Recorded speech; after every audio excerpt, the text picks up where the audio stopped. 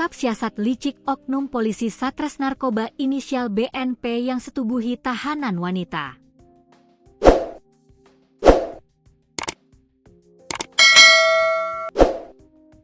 BNP adalah mantan anggota Satres Narkoba Polres Kaur Polda Bengkulu.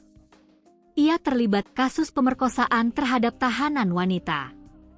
Kasusnya sudah diserah terimakan ke Jaksa Penuntut Umum, JPU. Proses hukum kasus ini lebih dari setahun penyidikan. BNP memperkosa tahanan narkoba dengan iming-iming akan meringankan hukuman korban. Peristiwa itu terjadi pada Juni 2024 di Polres Kaur.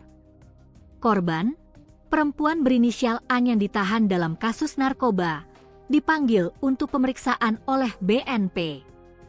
Namun bukannya menjalankan tugas sesuai prosedur, BNP justru mengunci ruangan dan menawarkan keringanan hukuman bila An mau berhubungan intim.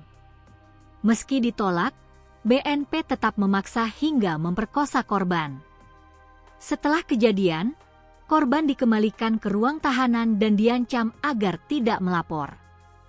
Peristiwa ini mencuat setelah korban berani melapor, yang kemudian diperkuat oleh hasil visum. Korban juga mengaku sempat diancam oleh pelaku agar tidak melapor, dengan ancaman hukuman kasusnya akan diperberat.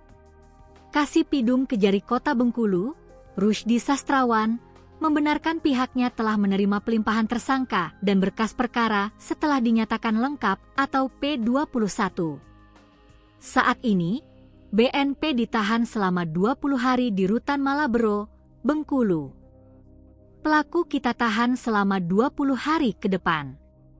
Untuk pelaku, kita terapkan Undang-Undang Tindak Pidana Kekerasan Seksual, kata Rusdi, Senin, 22 September 2025. Kasus ini kini menjadi sorotan publik, tidak hanya karena keterlibatan aparat penegak hukum, tetapi juga lantaran modus pelaku yang menjanjikan keringanan hukuman sebagai syarat untuk memperkosa tahanan.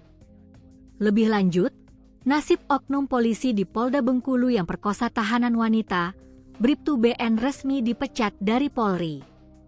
Polda Bengkulu menegaskan bahwa BN sudah tidak lagi berstatus sebagai anggota Polri setelah dipecat melalui mekanisme pemberhentian tidak dengan hormat, PTDH, pada Februari 2025 lalu. BN adalah mantan anggota Satres Narkoba Polres Kaur Polda Bengkulu.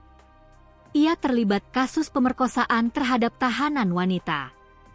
Kasus ini menjadi sorotan nasional bukan hanya karena pelaku berasal dari institusi kepolisian, tetapi juga karena peristiwa tersebut terjadi di dalam kantor polisi tempat yang seharusnya menjadi ruang aman dan menjunjung tinggi hukum serta perlindungan bagi setiap warga negara.